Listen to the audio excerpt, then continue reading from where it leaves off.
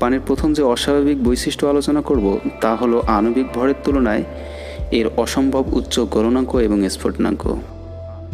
সমগ্রপীয় রাসায়নিক পদার্থগুলোর মধ্যে একটি সাধারণ বৈশিষ্ট্য এদের আণবিক ভর বৃদ্ধির সাথে সাথে গলনাঙ্ক এবং স্ফুটনাঙ্ক বৃদ্ধি পায়।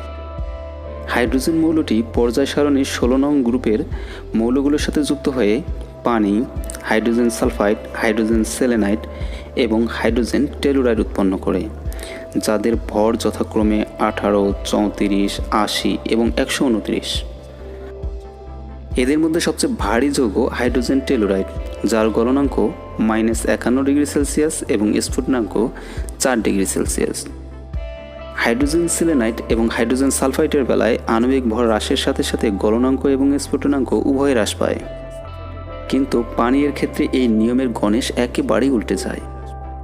আণবিক ভর সবচেয়ে হালকা হলেও পানির